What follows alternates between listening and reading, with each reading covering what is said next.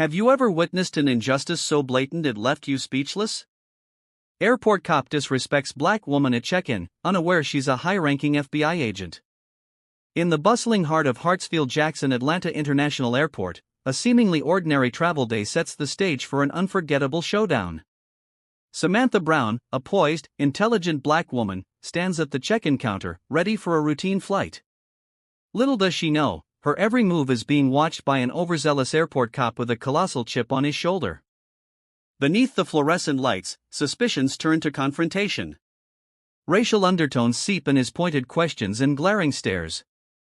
Unbeknownst to him, Samantha's no ordinary passenger. She's a high-ranking FBI agent.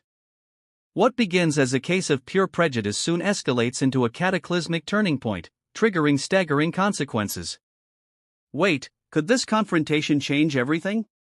Samantha Brown woke at dawn to a crisp, cloudless sky bathing her home in warm orange light.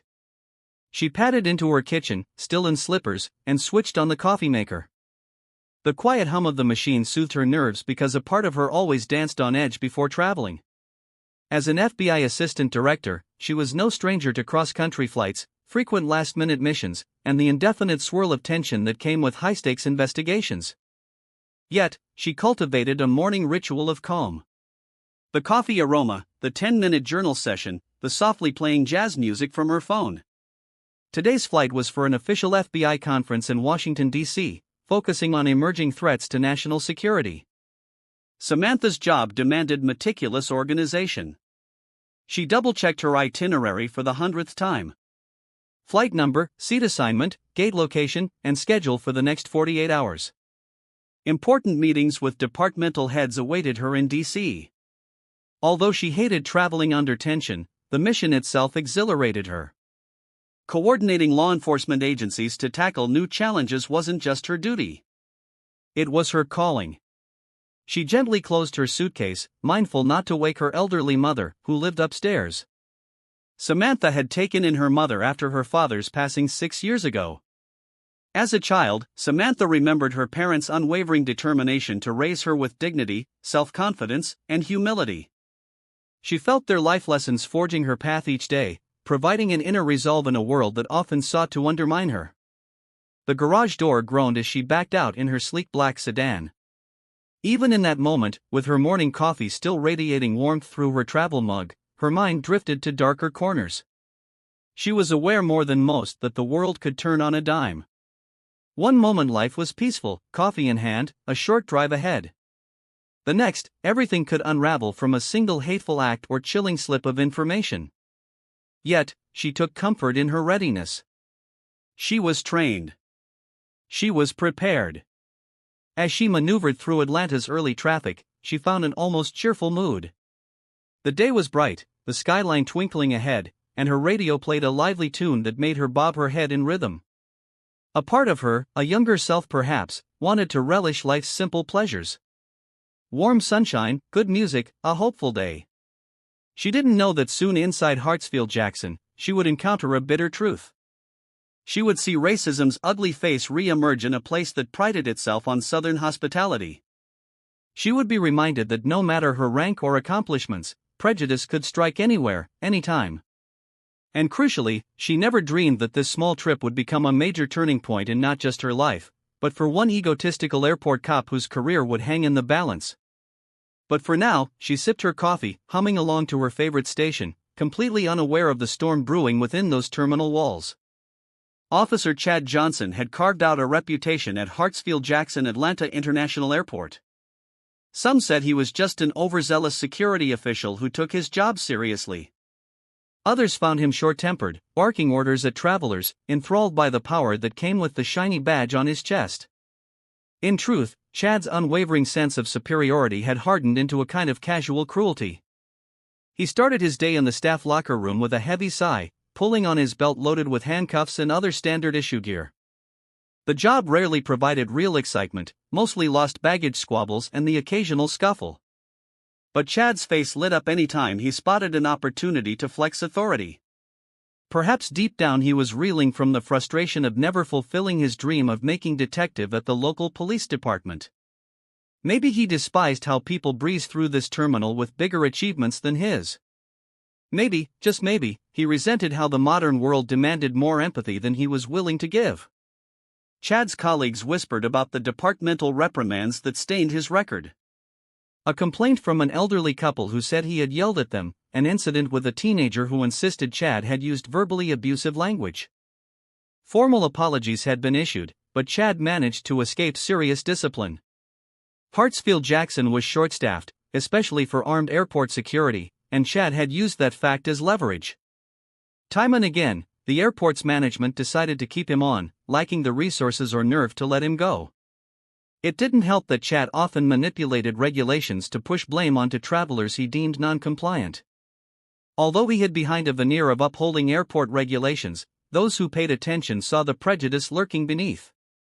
Maybe it was the dismissive, condescending tone he took with foreign travelers who struggled with English, or the side-eye glances he gave to men with darker complexions. The worst part was that he rarely faced immediate consequences. If confronted about his bias, Chad quickly hammered back with, "I'm just doing my job, or you want me to let potential threats slip by?" That was the perfect defense in an airport setting where safety concerns often trumped subtle arguments about courtesy and prejudice. Walking toward his assigned corridor, Chad glanced at an overhead monitor. Several flights were scheduled to depart in the next 2 hours, one of which would be heading to Ronald Reagan Washington National Airport. A typical route, but for Chad, the city represented a swirling center of politics and power. He disliked how it fueled a certain type of traveler, often well-dressed, exuding an air of self-importance.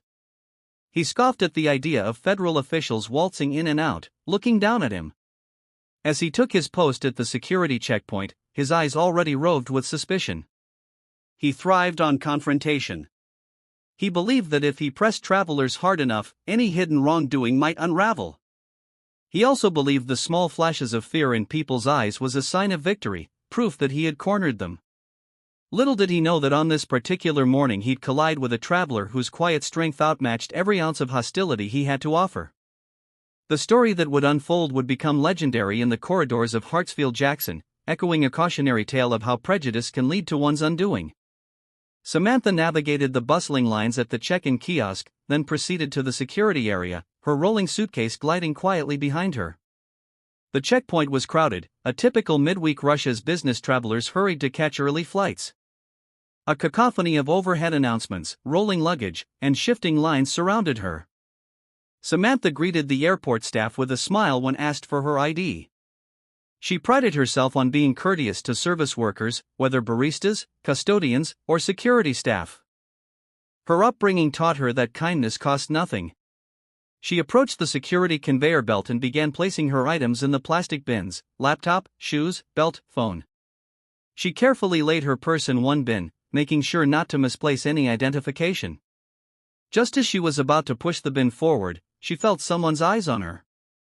Glancing up, she caught sight of Officer Chad Johnson standing a few feet away, arms folded across his chest. The moment their eyes met, Samantha sensed an instant coldness. While the other travelers were being greeted, or at least processed briskly, Chad's gaze lingered on her, unsmiling, borderline confrontational. Samantha tried not to make assumptions. She had encountered her fair share of tough security officials, and she knew from experience that sometimes they wore stoic expressions simply due to job stress. For a fleeting moment, she shrugged it off and returned her focus to placing her items on the belt. Yet, the sense of being watched persisted. She glanced sideways and saw Chad step closer, his posture radiating suspicion. He finally stepped forward. "Ma'am, is this your bag?" he asked, gesturing to her carry-on suitcase even before it went through X-ray. "Yes, officer," she replied calmly, offering a tight smile. She instinctively kept her demeanor poised. In the FBI, she had learned to navigate tense encounters with self-control. Chad nodded slowly, scanning her from head to toe. "And you have your ID with you?"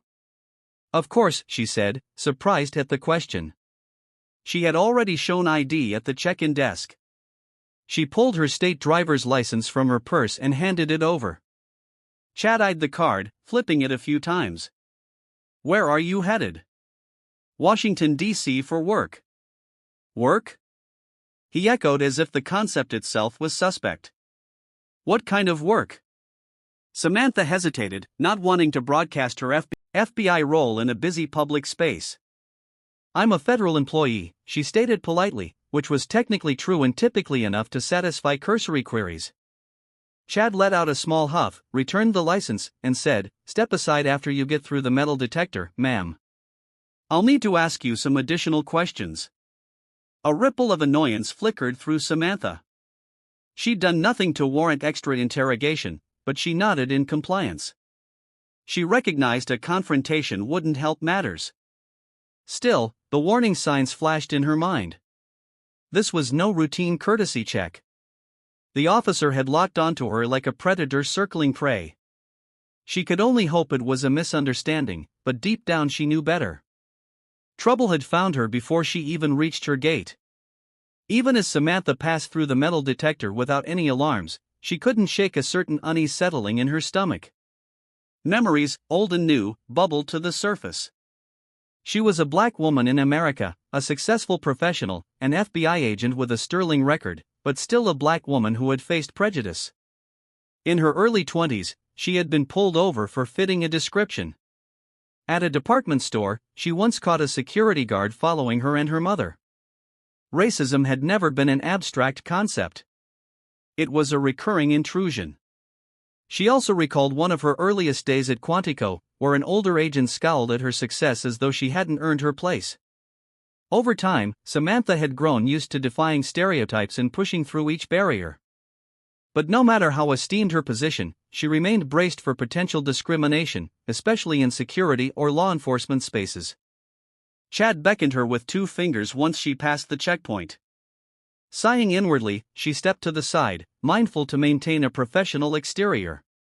She glanced around. A few curious passengers slowed, their eyes flicking between her and the officer. Samantha's instincts flared.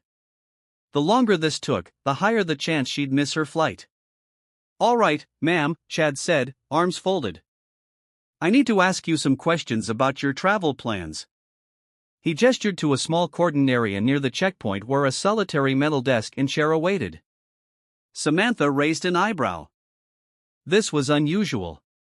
Secondary screening typically took place in a more open area where additional staff could witness the procedure. She followed him to the desk and took a seat. "Is there a reason I'm being subjected to further screening, Officer Johnson?" she asked in an even tone. She'd quickly noted his name from his badge. Chad pursed his lips. "I asked the questions, ma'am. Now you said you're traveling to Washington, D.C. for work. Mind telling me exactly what your business is in D.C.? Samantha held his gaze, deciding in that moment how much to reveal. With a measured breath, she said, "I have official meetings at the J. Edgar Hoover Building, naming the FBI headquarters." She leaned in slightly, letting that sink in. Usually, a mention of the FBI was enough to reset any misguided official who might be overstepping. But Chad's eyes only narrowed. He seemed more irritated than impressed. She produced her official FBI credential case from her purse. "I'd like you to take a look at this." Chad took the case with an air of reluctance, flipping it open, his brow furrowed. A flicker of uncertainty crossed his face, but it quickly hardened into suspicion. "Anyone can forge an ID," he said flatly.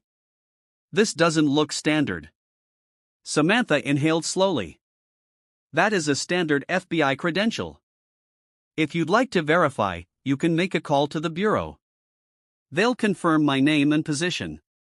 Chad set the credentials down as if they were worthless. "We have our own procedures here, Miss Brown. You can wait until I run a background check. Until then, stay put." Without waiting for a response, Chad turned and walked away, presumably to consult another officer or look up records on a computer. Samantha's jaw tightened. This wasn't a simple security measure. This felt like a deliberate power play. She glanced at the clock on the wall. Her flight would start boarding in 30 minutes. She reminded herself to keep calm. Anger wouldn't serve her here. Yet inside old wounds reopened. She thought of her mother's gentle admonitions. "Always stay composed, honey, or they'll twist it against you." She resolved to do just that, but part of her bristled with righteous defiance. She had done nothing wrong, and she wasn't about to roll over in the face of blatant disrespect. The minutes stretched painfully. Samantha sat alone at the metal desk, the roar of travelers passing on the other side of the security checkpoint. Occasionally, someone would pause, cast a curious glance her way, then hurry off. She tried to keep her breathing even, her mind clear. Above all, she was concerned about missing her flight. The clock seemed to taunt her. Eventually, Chad returned with a second officer, a lanky man with a weary expression. This new officer introduced himself as Sergeant David Rollins. He stepped forward politely. "Miss Brown, I understand you're traveling to Washington, D.C., and you've presented an FBI credential." Samantha nodded, noticing that while Rollins looked polite, he also seemed a bit nervous. Perhaps he was junior to Chad or simply trying to maintain the peace. She kept her voice calm and assured, "Yes, that's correct. I'm an assistant director in the Federal Bureau of Investigation. I'm happy to provide further verification if you need." Chad crossed his arms, tapping his foot impatiently. Rollins glanced at Chad, then leaned forward to speak confidentially. "We ran your name in the system. We see you work for the Bureau, but the credentials themselves look well. Officer Johnson says they're questionable." He looked uncertain. "These are unusual procedures for us, Miss Brown, but if you could be patient." Samantha stood, fed up with the hints of intimidation swirling around her. "Sergeant Rollins, I appreciate caution, but you have run my name. If I'm flagged correctly, you'll see I have no criminal history. My position is well documented. I'm late for a federal conference." She made a point of meeting Chad's gaze. "If you suspect a forgery or wrongdoing, let's do a direct call to the FBI's Office of Professional Responsibility. I can even dial them for you. If not, I'd like to proceed to my gate." A small crowd of onlookers waiting to pass security began to gather at a distance. Some whispered behind their hands, no doubt sensing the tension. Chad's eyes flickered with barely disguised hostility, as if Samantha's calm approach only fueled his indignation. Sergeant Rollins fidgeted uncertainly. Chad, however, stayed stoic. "We can't just let people claiming to be FBI waltz through, can we?" he said. "There's protocol. People can buy badges online for all we know." Samantha felt heat rising behind her eyes, but she forced it down. This was shaping up to be an ugly confrontation. She knew that if she lost her temper, it would only give Chad ammunition. She also suspected his questionable ID argument was a front for something else, an underlying bias that made him question her legitimacy from the start. In a measured tone, she said, "Then let's follow protocol, Officer Johnson. Let's do it properly and swiftly. Call the Bureau. Verify my information. You'll find that I'm cleared to continue my travel immediately. You have my cooperation, but I must insist we expedite this." Chad eyed her for a moment, then jerked his head at Rollins. "Fine, let's do it," he said dismissively. "We'll see if she's who she says she is." And with that, Samantha braced herself, trying to remain composed, though her mind churned with indignation. If this was some ploy to prove his personal power, she was determined not to let him succeed. Something told her that the confrontation was only beginning and that it might escalate far beyond what anyone in this terminal anticipated. While Chad marched off to a secure office to make his calls, Sergeant Rollins quietly gestured for Samantha to remain calm. The onlookers slowly dispersed, returning to their lines or heading to their gates. Samantha sighed, rubbing her temples. The flight time was drawing near and the stress gnawed at her. She thought about simply calling her supervisor at the FBI or even a friend at the TSA, but she worried about how that might look like she was pulling strings. She wanted to let standard procedure work for her to show that she had nothing to hide. Sergeant Rollins offered a small smile. "I'm sorry for the inconvenience," he said quietly, keeping his voice low. "Officer Johnson is thorough." Samantha heard the hesitation in his words. Thorough was not exactly the term she would use, but she gave a polite nod. "Sergeant, is there an estimate on how long this will take?" "My flight boards soon." Rollins shifted on his feet. "I can't say for sure. It depends on how quickly we get hold of the right contacts. I'll do what I can to speed things along." He paused. We appreciate your cooperation. Samantha realized he was likely in a tough spot. She decided not to direct her frustration at Rollins, who seemed genuinely uncomfortable. Thank you, she replied. Moments later, a petite woman in her late 20s, dressed in a crisp business suit, approached them. Excuse me, she began, glancing between Samantha and Rollins. Is everything okay here? Sergeant Rollins tensed, possibly expecting more conflict. Samantha turned to the woman and offered a faint smile. I'm just being held for verification, Samantha said. I'm supposed to catch a flight, but there's a procedure they need to follow. The woman frowned. I saw what happened, she said. I was behind you in line. I'm also heading to D.C. Listen, we're probably on the same flight. Do you need me to speak to the airline on your behalf? Maybe I can explain that you're delayed by security. Samantha felt a rush of gratitude. It was a small gesture, but in that moment, it meant the world to her. That would be very kind of you, she said, handing the stranger her name and flight details. I'd appreciate if you let them know I might be running late. The woman nodded. No problem. My name's Carla, by the way. Carla Lavon. I'm traveling for a healthcare conference. She glanced at Sergeant Rollins. I hope everything will be resolved soon. With that, she hurried off, weaving her way through the security crowd. As Samantha returned to her seat at the lonely metal desk, she couldn't help but feel a glimmer of relief. At least someone had noticed and cared enough to help, however minor that assistance might be. Nonetheless, the clock was ticking, and each second felt like an hour.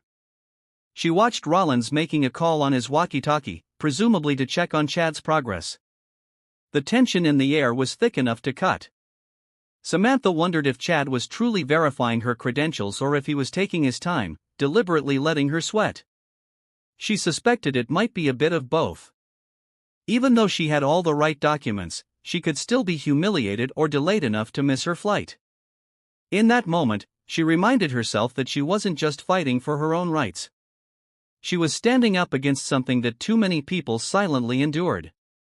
Unwarranted suspicion, especially when traveling, and especially for people of color. If she allowed intimidation to pass without challenge, she'd be betraying not just herself, but everyone who'd ever faced such indignity. So, she squared her shoulders, determined to see this through to its rightful conclusion. Inside a small windowless back office, Chad Johnson stared at the phone on his desk, waiting for a special line to connect. At last, a voice answered. Federal Bureau of Investigation operator speaking. How can I direct your call? Chad leaned forward, his voice dripping with skepticism. Yes, this is Officer Chad Johnson at Hartsfield-Jackson Atlanta International Airport. We've got a passenger here, a Miss Samantha Brown, claiming to be an FBI assistant director. I need to verify her credentials.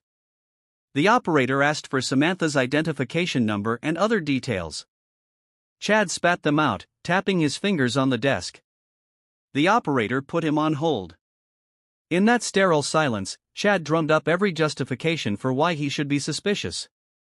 Maybe it was the designer purse she carried, the confident stride, or the calm acceptance of being interrogated. It angered him that she wasn't flustered. She had no trembling lip, no frantic stammer. The more composed she was, the more he wanted to poke holes in her story. In truth, a current of bias coursed through his veins.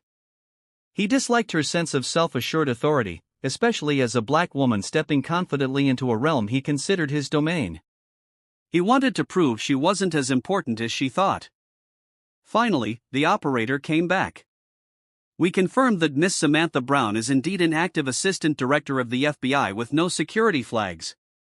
I'd appreciate any courtesy you can offer so she can continue her official duties. Chad swallowed hard, an uneasy heat stirring in his gut. He didn't respond immediately, letting the words sink in. Then he mumbled a curt, "Thank you," and hung up. The room felt stifling. The fact that Samantha's story checked out gnawed at him. He had hoped for a different outcome, something that would validate his instincts. Instead, he'd uncovered that she was exactly who she said she was. He stood up and slammed a file drawer shut. His mind whirled with frustration. Part of him wanted to let her go and swallow the embarrassment. Another part, a darker pride, urged him to continue pressing, maybe find something else, some small technicality. He was used to winning these confrontations. With that cold logic, Chad set his jaw. He decided he would still put her through a final ringer of questions. He reasoned that nobody should be above routine scrutiny, not even the FBI. Returning to the security area, he found Samantha waiting exactly where he'd left her, calm but visibly impatient. Passengers streamed around them, oblivious to the tension. Sergeant Rollins shot Chad a questioning look, but Chad barely glanced at him. "Well," Chad said, nodding. "We verified your status with the FBI. However, we still have some final protocols. I'll need you to answer a few additional questions about the nature of your travel." He sounded mechanical, refusing to concede. Samantha's eyes widened, more with disbelief than anger. "Officer Johnson, I've given all relevant details. I've shown you my ID. You've confirmed with the Bureau. My flight is boarding." "It's standard procedure," Chad insisted, ignoring Sergeant Rollins' twinge of confusion. "If you're in that big of a hurry, you should have planned more time for security." The tension in Samantha's shoulders spiked, but she maintained her composure. Inside, however, her patience was wearing thin. She could sense that this had gone far beyond normal protocol and entered a realm of personal vendetta. She glanced at Sergeant Rollins, hoping he might intervene, but he stared at the floor, clearly torn. Then a voice came from behind them. "Is there a problem?" Carla Levon, the helpful fellow traveler, had returned. She had a gate agent with her, a middle-aged man wearing a name tag that read Delta Airlines Greg Mills. The agent scanned the situation quickly. "This passenger is at risk of missing her flight. Is there a security holdup here?" Samantha exhaled in relief as Carla and the agent approached. The shift in dynamic was palpable. Now Chad had to either publicly articulate a valid reason to detain Samantha further or release her. With a glare, Chad replied, "We're just wrapping up, sir. We have protocol to follow." Greg Mills gestured to Samantha's boarding pass. "We have a full flight about to close the boarding door in minutes. If everything checks out, we'd like to get her on board." Seconds ticked by in a charged silence. Samantha half expected Chad to escalate the confrontation further. Yet something in the presence of the airline agent and the knowledge that her credentials were thoroughly verified forced him to relent. He let out a grunt and waved his hand.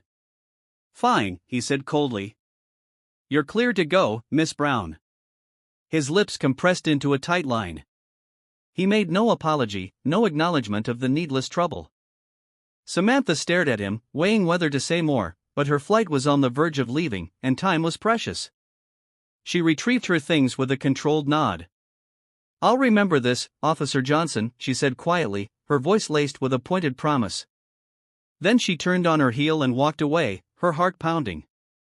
In that moment, Chad felt a faint pang of foreboding. He didn't realize just how significant that warning was. Not yet. His day was about to unravel in ways he couldn't begin to imagine. He had messed with the wrong woman. Samantha hurried through the terminal, gratefully accepting her boarding pass from Greg Mills and thanking Carla once again for her help. By the time she made it onto the plane, they were already announcing final call for passengers. She slid into her seat, dropping her carry-on in the overhead bin. Her breath came a bit faster than usual. Adrenaline lingered from the confrontation. As the plane taxied out, Samantha closed her eyes momentarily. Stress coiled in her muscles, making it difficult to relax. She mulled over the incident, replaying Chad's sneer, his dismissive tone, his refusal to accept her valid credentials. She had been singled out for reasons that had nothing to do with legitimate security concerns. The confirmation from the FBI should have ended the scrutiny immediately. Instead, he made it personal. A few rows ahead, Carla turned around and gave her a friendly wave. Samantha smiled in return.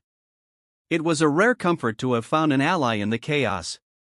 Outside the window, Atlanta's skyline shrank as the plane ascended. Samantha leaned back, forcing herself to think of the upcoming conference. She had important tasks in D.C. Team briefings, strategic sessions with other department heads, and an initiative to streamline cross-department data sharing. Typically, such responsibilities energized her. But now, a heavy residue weighed on her mind. The blatant racism and abuse of power by Officer Johnson triggered old wounds she'd worked hard to heal. Samantha's phone buzzed just as they reached cruising altitude. Switching it from airplane mode to Wi-Fi, she saw a message from her FBI colleague, Special Agent Monica Hall. It read, "Just got a weird call from someone in airport security verifying your ID. Everything okay?" Samantha rolled her eyes at the memory of Chad's phone call. She typed back a quick summary of what happened. Within moments, Monica replied, "That's outrageous. You should file a formal complaint. Let me know if you need me as a witness or anything." Samantha felt a flicker of reassurance. She would likely take the matter up the chain, but only after her immediate responsibilities in D.C. concluded. She spent the remainder of the flight drafting an email to the airport's internal affairs department. She detailed the events, the repeated harassment, the undue delay, the blatant disregard for official verification, and the underlying sense of racial bias that permeated the encounter. She didn't want to send it just yet. She would refine it in the hours or days to come, making sure every detail was accurate. But simply drafting it felt empowering, a means of reclaiming dignity stolen in that humiliating scene. By the time the plane touched down at Ronald Reagan Washington National Airport, Samantha was mentally prepping for her presentation the following day. Her phone had lit up again. Colleagues double-checking her itinerary, finalizing schedules. She had a busy few days ahead, but in the back of her mind, she couldn't shake the feeling that this confrontation was far from over. People like Chad Johnson often hid behind bureaucratic shields, rarely held accountable. But Samantha wasn't just another passenger. She had resources, influence, and a moral imperative to ensure justice prevailed. She promised herself that once her official duties were handled, she would channel her frustration into action because racism, especially wearing a badge, should not go unchecked. And if Chad thought the matter ended the moment she left the airport, he was in for a rude awakening. Inside an elegantly appointed conference room at FBI headquarters, Samantha found herself surrounded by fellow high-ranking officials. Strategists from various federal departments lined the gleaming mahogany table, laptops open, data slides flickering on a projector screen. The meeting soared through intelligence briefings and threat assessments. Samantha expertly navigated questions, offering insights gathered from her specialized team. Yet, even as she delivered her report, part of her mind couldn't help returning to the incident at the airport. When the meeting finally concluded, her direct superior, Deputy Director James Walton, motioned for Samantha to join him in his office. She followed him down a pristine hallway adorned with historical FBI memorabilia, photographs of major cases solved, memorial plaques for fallen agents. Deputy Director Walton's office was a reflection of his meticulous nature. Well-organized files, carefully arranged books, and the subtle hum of a coffee machine in the corner. Closing the door behind them, Walton offered her a seat. "I heard about your run-in at Hartsfield-Jackson," he said, his voice measured. Agent Hall gave me a quick rundown. He paused. "You handling it okay?" Samantha sighed, sitting on the edge of the chair. "I'm mostly fine. It's not my first experience with a power-tripping officer, but it's the worst in a while. I'm drafting a formal complaint. This can't be allowed to slide." Walton nodded. "I agree. We can't let that kind of misconduct go unchecked. Do you have everything you need? Witness statements, any supportive evidence?" She thought about Carla, the airline agent, Greg Mills, and Sergeant Rollins. Each had witnessed parts of the altercation. "I think so. I'll gather more details. I don't want to escalate it prematurely, but I do want to see accountability. This officer abused his authority. He specifically targeted me in a way that suggests racial bias." Walton leaned back in his chair. "We have internal channels to address these matters. Plus, we have professional liaison with TSA and other airport security divisions. I can help facilitate if you decide to file, but it has to come from you. Samantha appreciated the support. The FBI was not perfect, but in her role, she had enough standing to ensure that her complaint would receive serious attention. "I want to pursue it," she said firmly. "For myself and for anyone else he might have harassed who didn't have the rank or resources to fight back." A faint smile touched Walton's lips. "That's the right attitude, Assistant Director Brown. Keep me in the loop and we'll handle it properly." As she left Walton's office, a renewed sense of resolve filled her. She knew from years of experience that no single complaint would erase systemic biases overnight. But she also knew change often started with the willingness to speak up. She'd be lying if she said she didn't want a measure of personal vindication, too. She was tired of ignorant people presuming she was a fraud or a threat just because of the color of her skin. Perhaps in a twist of poetic justice, Chad Johnson would come to realize that the woman he tried to humiliate was in a position to shine a glaring light on his misconduct. Walking through the FBI corridors, Samantha felt an unshakable conviction. She had a higher calling, not just to defend her country from threats, but to uphold justice at every level. She intended to use every tool at her disposal to ensure that no one else would suffer Chad Johnson's brand of prejudice again. 3 days later, back in Atlanta, the upper management at Hartsfield-Jackson International Airport received a detailed complaint from the FBI regarding Officer Chad Johnson.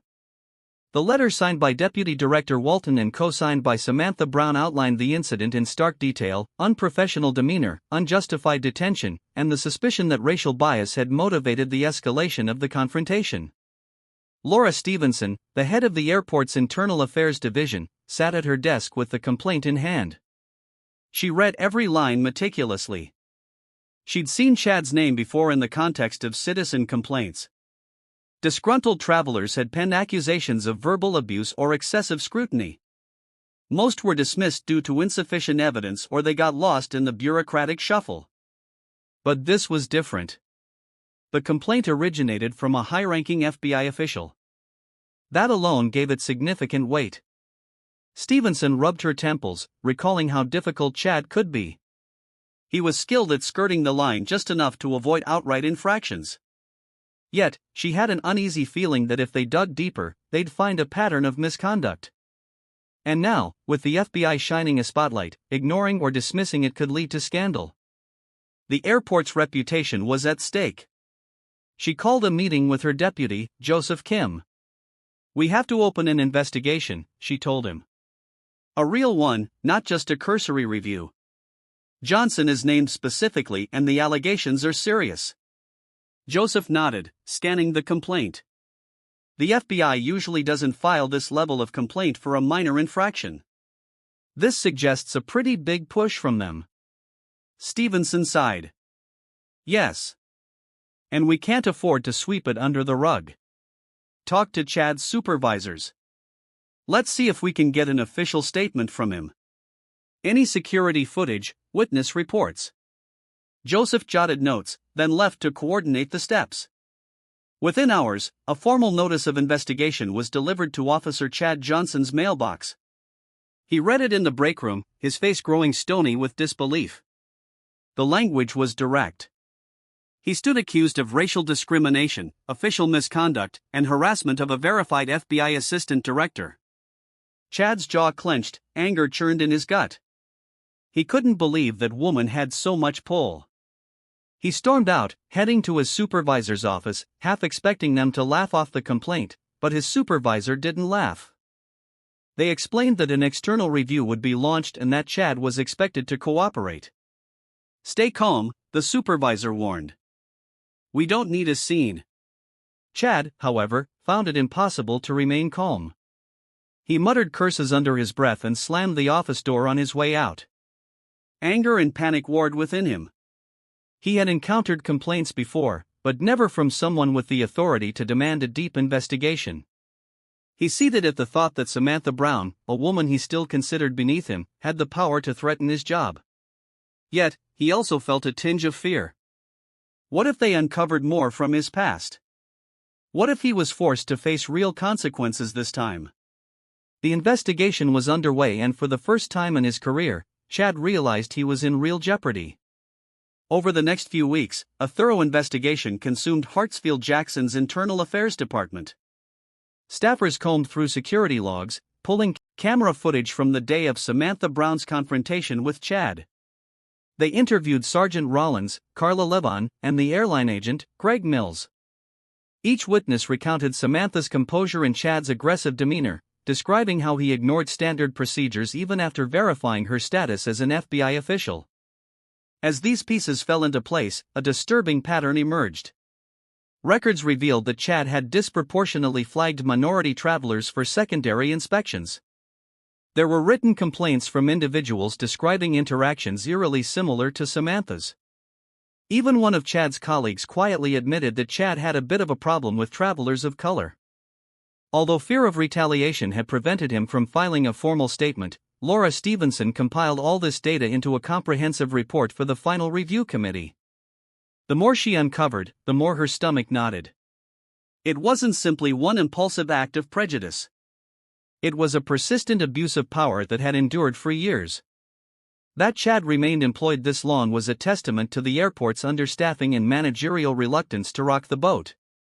On the designated day for Chad's disciplinary hearing, he arrived wearing his uniform, face set in a grim line. The hearing took place in a private conference room with a panel of officials from internal affairs, airport management, and legal advisors. Chad sat at a table flanked by his union representative, eyes shifting nervously. The proceedings began with a formal reading of the allegations. Misconduct, harassment, racial discrimination, and insubordination. Samantha Brown wasn't present in person, but her written statement was read aloud. She laid out every detail from the initial suspicious stares to his refusal to release her even after the FBI credentials were verified. She concluded with, "I firmly believe that Officer Johnson's actions were fueled by racial bias as there was no justification for his continued harassment." Chad's face hardened. Through his representative, he tried to argue that he was merely following protocol, that Samantha's ID appeared unusual, and that verifying such a claim required extra scrutiny. He denied any racial motivation. However, Internal Affairs countered with witness testimony and camera footage, illustrating how Chad treated other travelers differently that morning, letting them pass with minimal checks while singling out Samantha for extended interrogation. Finally, Stevenson presented the data about Chad's disproportionate flagging of minorities over the years. She listed date after date, complaint after complaint. The collective weight of the evidence was overwhelming. Chad's union representative looked increasingly deflated, offering only generic rebuttals about the need for heightened vigilance. After hours of deliberation, the panel announced its decision. Chad Johnson was to be immediately terminated for egregious misconduct. The panel also recommended that the district attorney review the findings for possible civil rights violations. The once arrogant officer slumped in his chair, his face pale. He tried to protest, but security escorted him out. His badge was revoked and he was told not to return to the airport. The day ended with a solemn press release from Hartsfield-Jackson confirming the termination of an officer due to misconduct. Inside the airport corridor, staff exchanged hushed whispers. Some were relieved, feeling that justice had been served. Others were anxious about the ensuing fallout. But one sentiment was clear. Chad Johnson's downfall was swift and severe, and it sent a strong message that prejudice in a uniform could no longer be brushed aside. In the weeks following Chad's termination, word spread like wildfire throughout local law enforcement circles. Some officers who had been close to Chad severed ties, not wanting to be associated with the scandal. Others expressed shock. Chad had long been known for his abrasive style, but few expected such a dramatic publicized downfall. The local media, hungry for a story, latched on to headlines like "Airport Cop Fired After Racial Profiling FBI Official." The phrase alone carried powerful imagery, fueling debate on news channels and social media. Chad found himself virtually unemployable. Every background check revealed he had been dismissed for misconduct, specifically for discriminatory practices. Doors closed, interviews evaporated. Even friends who once admired him for his toughness distanced themselves. He retreated into his modest apartment, blinds drawn as though hiding from the world. Samantha's days resumed their usual intensity at the bureau.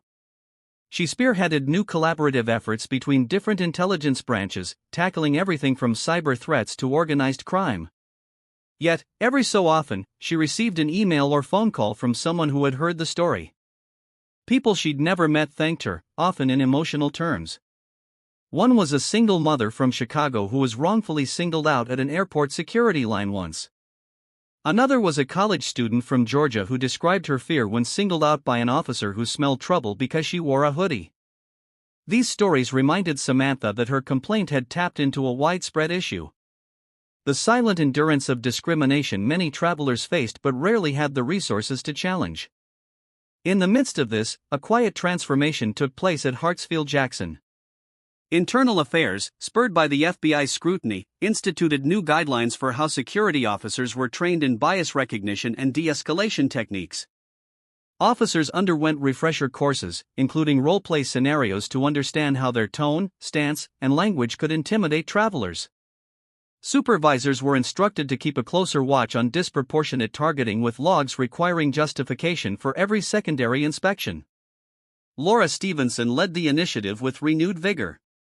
She recognized that the airport owed travelers a safe, respectful environment. She also recognized that Chad's case was symptomatic of a deeper malaise, one that demanded systemic change. Data was key. They began collecting statistical records on stops and searches, looking for patterns. And in a stroke of transparency, these reports were shared with a civilian oversight committee.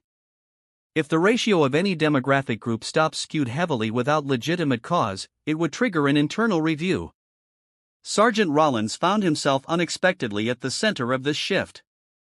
His willingness to answer questions truthfully during the investigation had painted him as someone willing to challenge the status quo.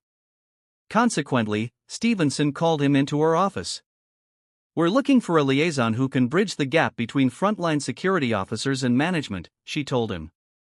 "We need people who won't let questionable behavior slide under the radar." Rollins, originally a man of few words, discovered a sense of purpose in ensuring the airport's environment improved. He accepted the liaison role, attending diversity and bias trainings alongside new hires. He felt relief knowing that Chad's brand of bullying wouldn't be tolerated anymore. Rollins found it ironic that he had once envied Chad's boldness.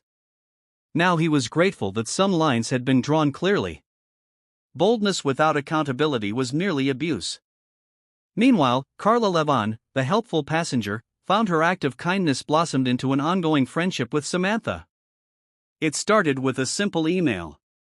"Hope you got to DC okay and that everything worked out with that officer."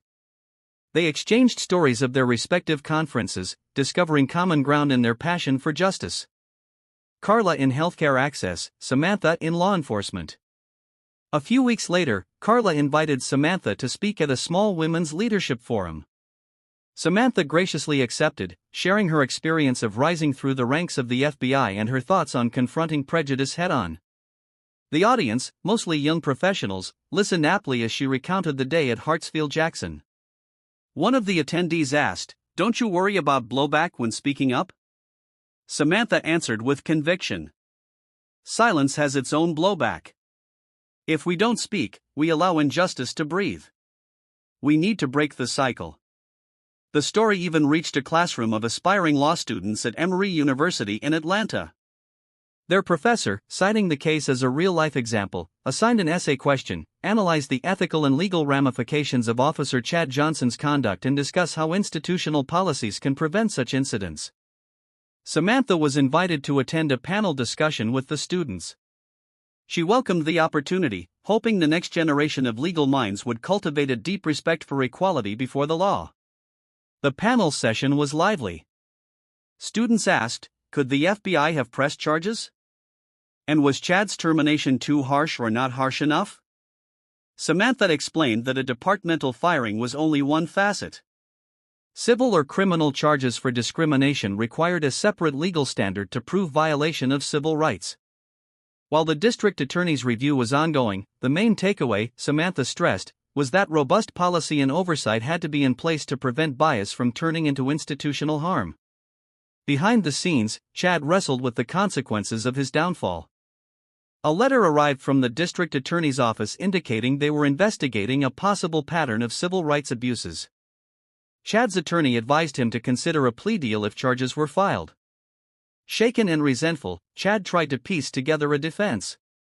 He insisted that he wasn't racist, that everyone else was overreacting. He never apologized, never saw the bigger picture of how his actions harmed innocent travelers. His once proud posture sagged under the stress. Former friends who still spoke to him encouraged him to own his mistakes and apologize, but pride held him back. Eventually, the civil rights investigation concluded that while Chad's conduct was systematically biased, proving criminal intent in court could be challenging. The district attorney, however, did file a civil lawsuit against Chad and the airport. While the airport, protected by official immunities, settled out of court, Chad found himself personally liable for some portion of damages. It was a blow that hammered him financially, sealing the karmic cycle. He lost his house, forced to move into a modest apartment in a less expensive area. He grew bitter, blaming Samantha Brown for what he dubbed his ruined life. Those words stayed with Samantha. She recognized the truth. The problem was bigger than Chad or any single airport. The same biases could take root in any institution where power met prejudice. But shining a light on injustice forced accountability. The faintest beam could guide those in darkness toward change. In the months that followed, Samantha's email inbox was full of invitations to speak on panels about racial profiling and law enforcement reform. She accepted some, politely declined others, mindful to preserve her time and well-being. Each speech she delivered carried a renewed sense of purpose. She wove in her personal story how an ordinary trip at the airport could become a flashpoint for broader discussions on dignity, law, and race in America. Gradually, the press attention died down, replaced by fresher headlines. People at the airport rarely spoke of Chad Johnson by name anymore. Instead, they repeated the lessons gleaned from the fiasco. Do your job, but do it right. Treat travelers as people, not targets.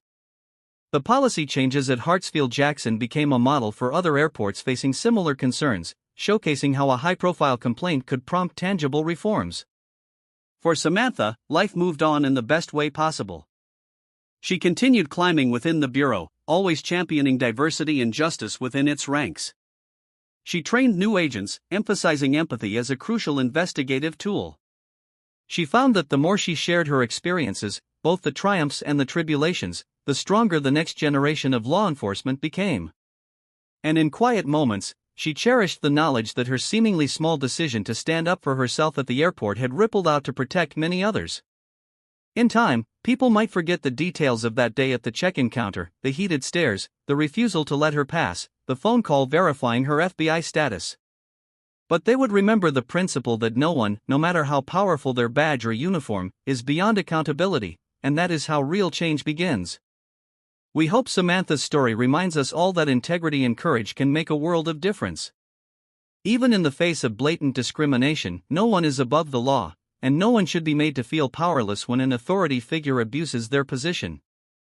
Let Samantha's tenacity inspire you to stand firm for your rights. And let this powerful outcome encourage institutions everywhere to root out prejudice. If you found value and insight in this dramatic tale, if it sparked conversation or raised awareness, please show your support. Like this video, share it with friends and family, and subscribe to our channel, Dark Stories, for more inspiring stories. Together, we can shine a light on injustice, champion fairness, and celebrate the moments when courage triumphs.